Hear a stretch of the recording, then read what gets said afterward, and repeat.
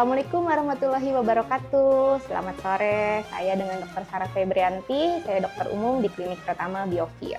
Hari ini kita akan membahas tentang kenapa sih bibir bisa pecah-pecah di saat bulan puasa padahal minum kita sudah cukup. Pada saat kita puasa, tubuh itu tidak tercukupi cairannya selama 12 jam sampai 14 jam. Jadi walaupun kita sudah minum air putih yang cukup, puasa yang panjang itu tetap akan mempengaruhi nutrisi atau cairan tubuh yang ada di dalam tubuh kita. Oleh karena itu, bibir yang tidak mempunyai kelenjar minyak seperti wajah akan lebih mudah kehilangan kelembapan, alias bisa lebih cepat menjadi kering. Akibatnya, produksi air liur menjadi berkurang, kelembapan alami bibir menjadi menurun, bibir menjadi lebih mudah kering.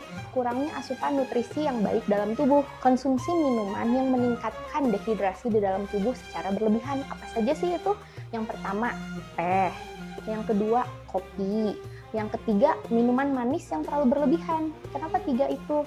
Karena salah satunya adalah itu bersifat diuretik atau memicu kita buang air kecil terus-menerus. Jadi pada saat ketika puasa, kita akan bolak-balik ke kamar mandi. Cairan yang keluar menjadi lebih banyak. Selanjutnya, paparan AC atau cuaca panas ekstrim yang terlalu berlebihan. Itu menyebabkan penguapan di lapisan bibir kita, sehingga bibir kita akan lebih cepat kering. Selanjutnya, ini yang paling sering, yaitu adalah kebiasaan menjilat bibir sendiri.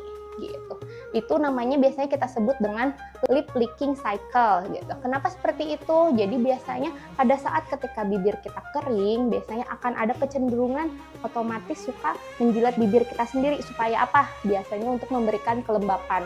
Padahal di cairan air liur kita itu banyak mengandung enzim untuk pencernaan. Jadi bukan untuk kelembapan bibir gitu. Jadi memang akan terasa lembab pada saat pertama kali kita biasanya menjilat seperti itu refleksnya. Tapi setelahnya beberapa menit kemudian bibir akan terasa menjadi lebih kering. Nah, efek sampingnya apa? Kalau lama-lama hal seperti itu dilakukan terus-menerus, biasanya nanti bibir akan semakin pecah-pecah. Lalu yang kedua terjadi nyeri di bagian lapisan bibir. Lalu yang ketiga akan terjadi luka. Tadi adalah beberapa paparan dari saya. Sekarang adalah tipsnya bagaimana menghadapi pada saat ketika bulan puasa supaya bibir kita tidak cepat kering, ataupun ketika bibir kita sudah kering, keringnya itu hanya sementara alias tidak berkepanjangan. Yang pertama, baiknya menggunakan pelembab bibir atau petroleum jelly itu pada saat ketika buka puasa dan juga pada saat ketika